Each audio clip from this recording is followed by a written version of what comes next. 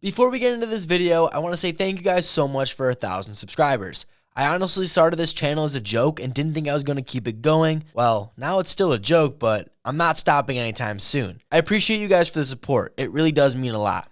Okay, now I can go back to being a dick. Since I wanted some sort of special video for 1,000 subscribers, I thought I would roast my uncles in the bags. You might have heard of them before.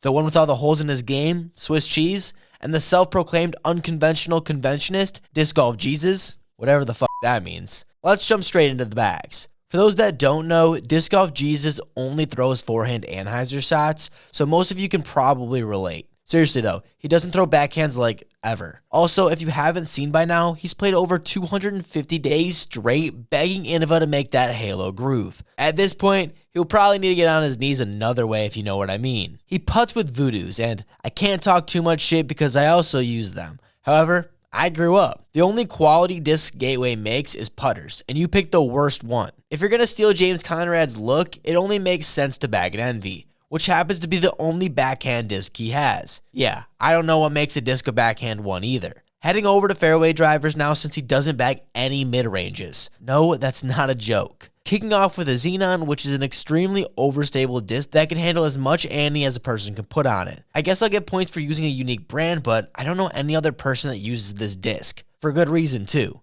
Next you have the Doombird 3, which happened to come out of the trunk of my car, but then again, so did the Ginger. It's like there's a theme here. If you're thinking those three discs were essentially the same, then bingo was his name-o. At least it's a flex bagging a Doombird.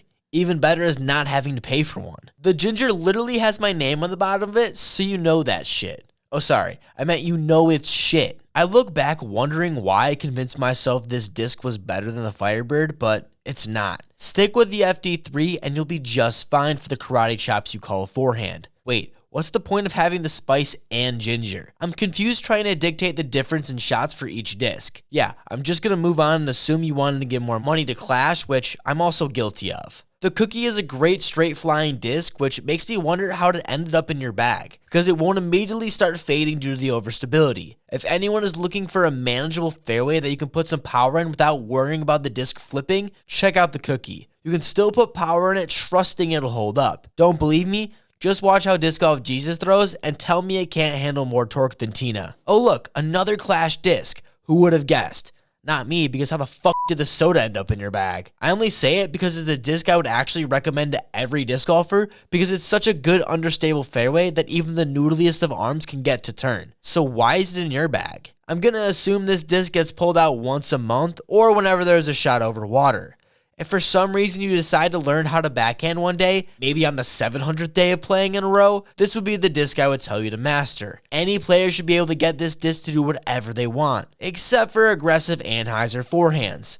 I know, bummer for some of you out there, but that's why Jesus has the Pioneer. Well actually, this is like the 5th disc in the slot, but whatever. And I know the only reason this disc is in your bag is because you needed a backup, and then you hit an ace with it, so by default, you're gonna like it. I played too many rounds during college where my friend Justin would try and convince me it was better than a Firebird. No, it's not. You know how I can tell? Because it says Latitude 64. That's a good sign that a disc is shit. Let's check out the drivers now. Might as well get all the Clash out of the way first. The Salt isn't a bad disc for forehand players. It's your basic destroyer-like disc, but you should be able to get some easier turn out of this disc, but always trusting that it'll come back on harsh anhyzers. Or if you have one of the new tone one like myself, you can throw monster drives out of the box. I love that thing. The Pepper is a beefcake, which makes perfect sense why you would have one. Essentially, you can put as much ante on this disc and you know it'll still fade out, even in some drastic headwind, which I could say about 90% of the discs in this bag. Does somebody really need a Nuke OS? Same goes for the Nuke. I'm convinced people only bag them because of the name, which, if I'm being honest, isn't even that cool. Yeah, sure, back in the day when there was 100 discs, but now you got discs named the Horty Toad. I approve of the Zeus and Pharaoh. Both are slightly flippier versions of destroyers that I feel most people should check out if you need more natural turn. Plus, they bomb when you hit the right line. Personally, I would tell people to try out the Pharaoh, and if you're wondering if I'm talking to you, I am. Typically, I would be up in arms for someone bagging a groove, but there's people still out there using pigs, so I don't hate. Especially when this man is playing in freezing temperatures just for Innova to waste plastic on this damn disc. You already know I'll be bagging one though. Actually, I bag a groove right now just to support. I really can't believe I just put that on the internet.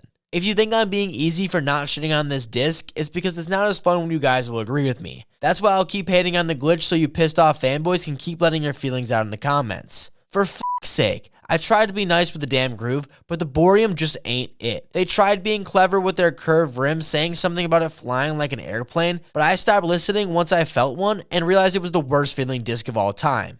Well, besides the Berg. You aren't kidding anyone by pretending it feels good. We all know you're lying. I don't know how Disc Golf Jesus can even get a forehand grip. Oh yeah, he's a single finger flicker.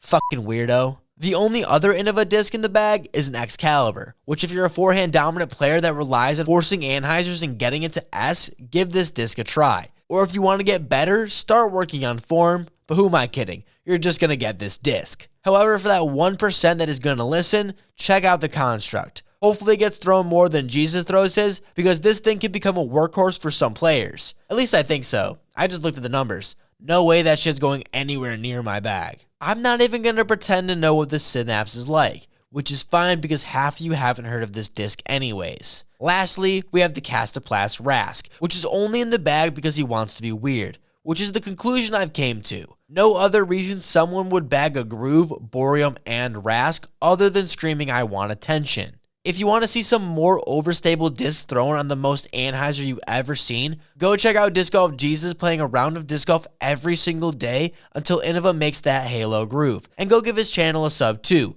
Once he gets 1,000 subscribers, I'm going to force him to make more videos. Now it's time for the guy with the most holes in his game, Mr. Swiss Cheese. Putting with banger GTs gives me faith, only for you to kick me in the dick with Rainmakers. Why the fuck would any sane person use those pieces of shit? You already were golden with the banger. Don't worry though, folks. I know he only uses the Rainmaker after he misses his first putt, so I just think it's some sort of punishment. I'm taking full credit for the yarn though. I don't care what he'll tell you. That's all because of me. Swiss has some fake mid-ranges, which I highly recommend for anyone out there that doesn't like the bulkiness of normal mids. The Castoplast Cax is a perfect solution, even though the Cax Z was better and unfortunately it was killed by Castoplast. He does have a Berry too, which has become a staple Swiss cheese disc. Man, we really suck Clash's dick, don't we? Now to the fairway selection, and he has a bunch. Starting with the one I don't know anything about, and that's the Shadowfax. I didn't think Prodigy could have any worse named discs, but I guess I was wrong. The Hawkeye is an underrated Innova disc that more disc golfers looking for 300-foot low-effort shots can find use for. Now, I can say the same thing about the next discs in his bag, but I'll try to reword it so it's not completely boring. I recommend the Instinct to lots of disc golfers who have a passion in getting better, but in essence, any of these discs are fine,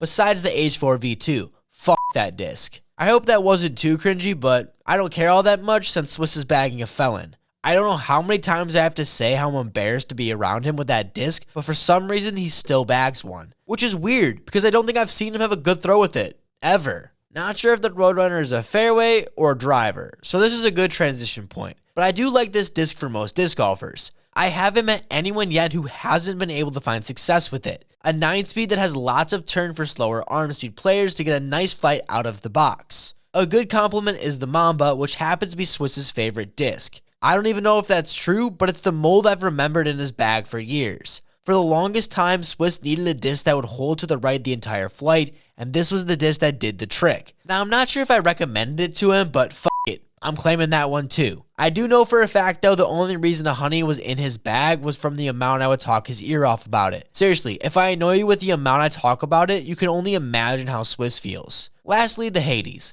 which fits for headwind shots. With his arm speed. Shout out Swiss for letting me roast his bag. Well, I didn't really ask, this is the first he's hearing of it, so I hope I don't get a phone call after this is posted. But if you don't watch what Swiss Cheese is doing on the disc golf world, go check it out. Honestly, some of the best work out there. And follow his personal channel where he will be posting even more, I promise. Thanks again to Disc Golf Jesus and Swiss. Go follow them, links in the description. Okay, cool. That should be enough praise for them not to be mad, or Christmas might be weird next year. If you enjoyed, make sure to like and subscribe. It's the easiest way to support. Oh, and if you want to know why you need to stop throwing the glitch, check out the video right here.